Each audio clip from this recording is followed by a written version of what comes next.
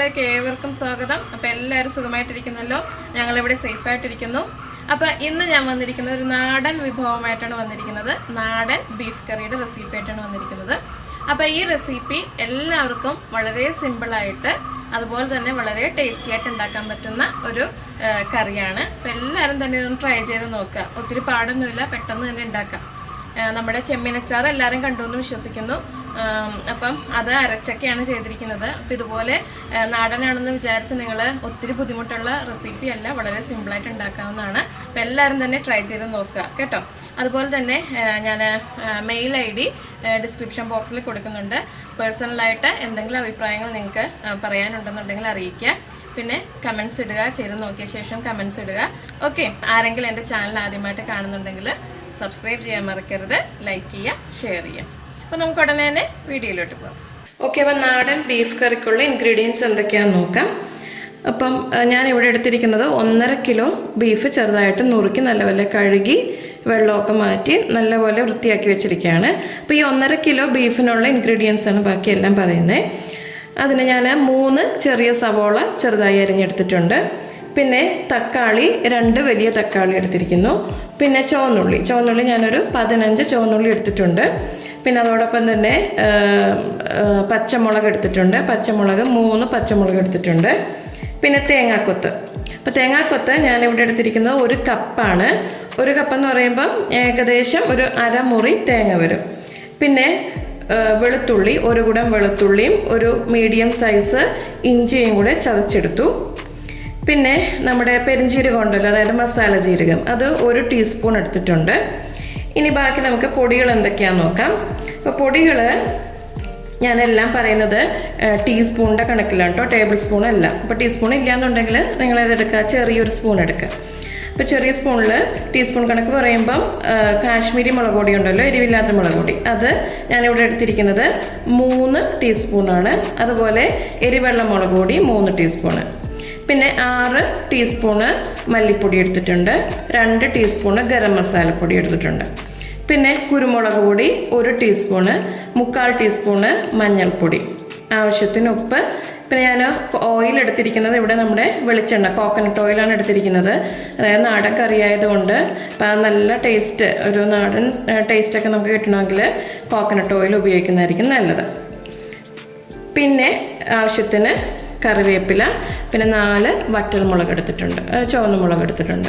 പിന്നെ വേണ്ടത് വിനിഗർ ഒരു ഏകദേശം ഒരു 1 ടീസ്പൂൺ വിനിഗർ. അപ്പോൾ ഇത്രയും ഇൻഗ്രീഡിയൻസ് ആണ് നമുക്ക് നാടൻ ബീഫ് കറി വെക്കാൻ വേണ്ടത്. ഓക്കെ, അപ്പോൾ ഞാൻ കുക്കറിൽ ബീഫാക്കി വെച്ചിട്ടുണ്ട്. കുറച്ച് കറിവേപ്പില ഇതിലോട്ടിട്ടുണ്ട്. ഇതിലോട്ട് 1 സ്പൂണ് വിനിഗർ ഒഴിക്കുന്നുണ്ട്. പിന്നെ ആവശ്യത്തിന് ഉപ്പ്. പിന്നെ ഏകദേശം ഒരു നഖയ്ക്ക് അങ്ങ് വെള്ളം ഒഴിക്കുക. പിന്നെ മഞ്ഞൾപ്പൊടി.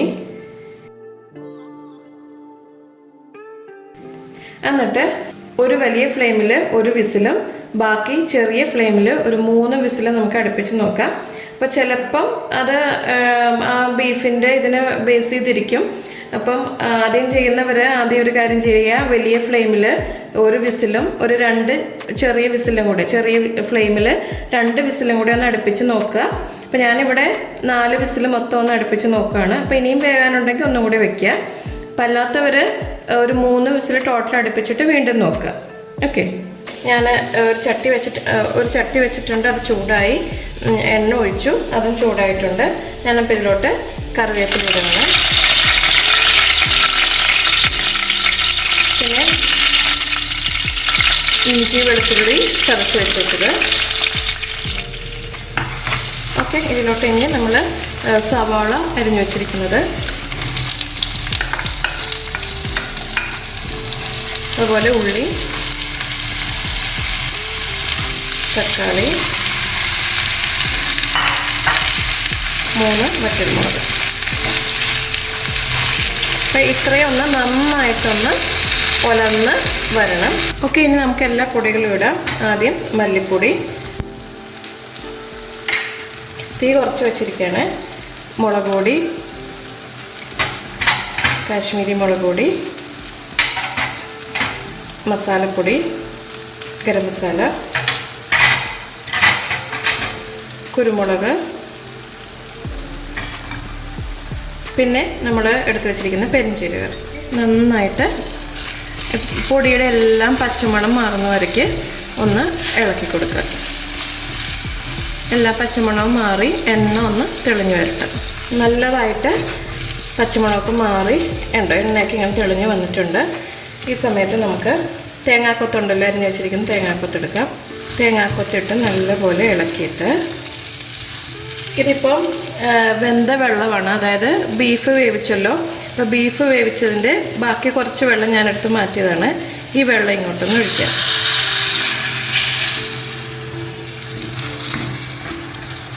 ഇത് ഒഴിച്ചിട്ട് ഒരു വലിയ ഫ്ലെയിമിൽ തന്നെ ഒരു 3 മിനിറ്റ് ഒന്ന് അടച്ചു വെച്ചേക്കുക. അപ്പോൾ എന്തെങ്കിലും പച്ചരുചി ഉണ്ടെന്നുണ്ടെങ്കിൽ ഇതിലങ്ങ് മാറിക്കോളും. ഓക്കെ, ഇനി നമുക്കൊന്ന് തുറന്ന് നോക്കാം. ഇത് 3 മിനിറ്റ് ആയിട്ടുണ്ട്. കണ്ടോ, ഇപ്പം നല്ലപോലെ എണ്ണയൊക്കെ പൊങ്ങി എല്ലാം നല്ലപോലെ വെന്തൊക്കെ വന്നിട്ടുണ്ട്. ഇനി നമുക്ക് വേവിച്ച് വെച്ചിരിക്കുന്ന ബീഫ് അങ്ങോട്ട് ഇടാം. അപ്പം ഞാനിതെടുത്തിരിക്കുന്നത് വലിയ ഫ്ലെയിമിൽ 1 വിസിലും അതുപോലെ 3 വിസിലെടുത്തിട്ടുണ്ട് ചെറിയ ഫ്ലെയിമിൽ. അപ്പോൾ ആദ്യം അത് ചെയ്ത് നോക്കുക. പിന്നെയും വേവ് ആവശ്യമാണെന്നുണ്ടെങ്കിൽ വീണ്ടും വയ്ക്കുക.